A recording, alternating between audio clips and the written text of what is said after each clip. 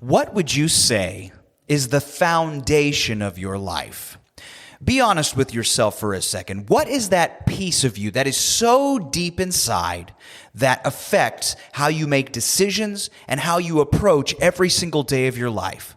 Well, that is what we're going to talk about today on True Tuesday. So there was a time that I was buying a house, and this was a very interesting house because it was a little bit old. It was built in the 1950s, not super crazy old, but it had a number of years in it. It had housed a couple of families and was really a great old house. And I remember as my wife and I were taking the tour with the home inspector, because we were pretty far into the process, we were checking out different bits and pieces of it.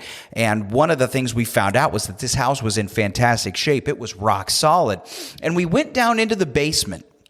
And in the basement, of course, the bottom of the basement was just pure solid hard concrete. There were really strong cinder blocks built into the walls. And I remember the home inspector making the comment. He said that this house will be able to withstand anything we throw at it, which was good for us because, we have 5 children. And so it was just really neat to see. But what that reinforced to me was that house was built on a very strong, very firm foundation. It had stood there for a long period of time.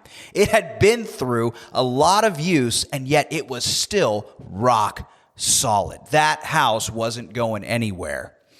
Now, also, I remember a time where I went over to a friend of mine's house. This was a number of years ago, and this friend of mine lived in a relatively new development in the town that we were in at the time.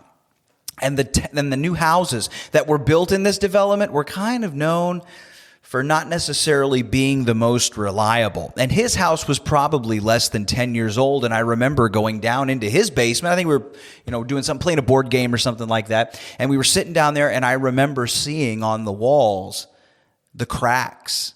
Because these houses, and I'm not going to comment, I don't know who made them or anything like that, but for whatever reason, the foundations weren't quite secure. And even these new houses were already beginning to show signs of wear and tear.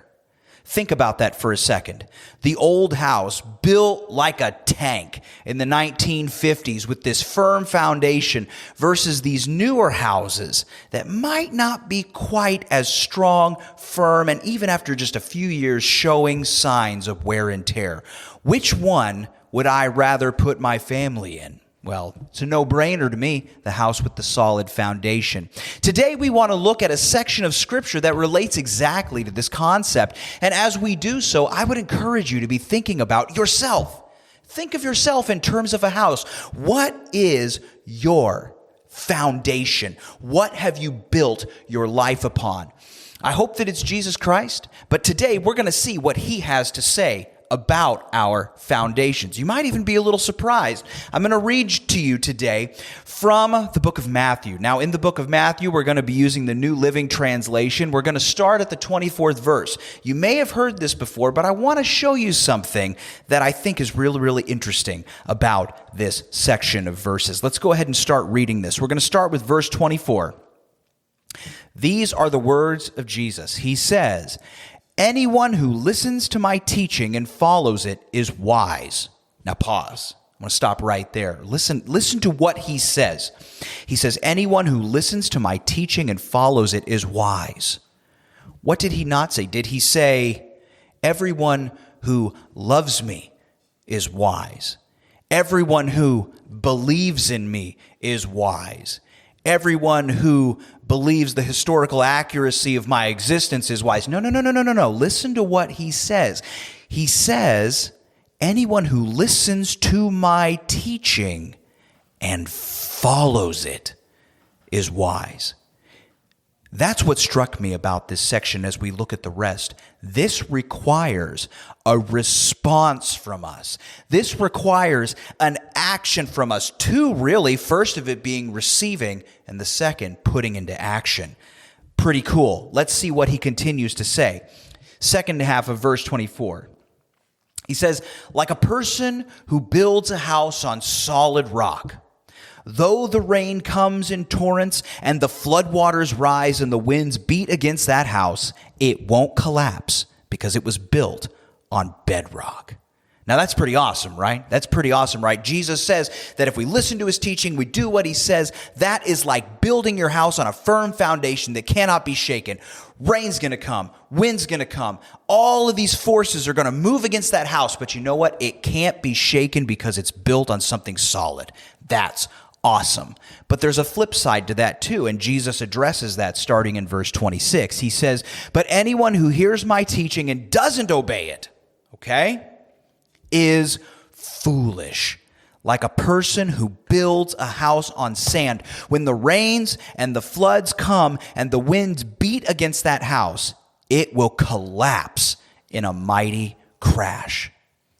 So the wise hear Jesus' words and follow them, but the foolish do not. You see, what Jesus is saying right here is not about how we feel or even what we believe about something. Building our house on a solid foundation is about putting his teaching, his commands into practice, following what he has taught, doing what he wants us to do, modeling our life after him. That is the difference between having a solid foundation and a weak and destructive foundation. So I would just encourage us. How does that look in our lives?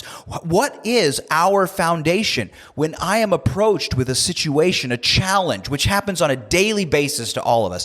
How do I go about addressing it?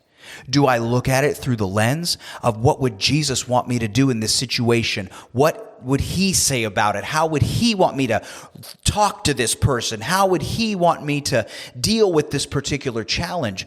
Or do I pay no regard to that whatsoever and have some other thing that I use as a barometer? Maybe it's, personal profit. What's going to make me feel the best in the moment? Maybe it's something that even seems self-sacrificing, like what would be better, for somebody else. I don't know. Only you can answer those questions in your own life. But my encouragement is this: be what Christ says is wise. Learn what he has to say and follow that, and build your life, build your house on the solid rock of Christ, his teachings, and his truth. Have a great Tuesday, everybody. Happy Tuesday.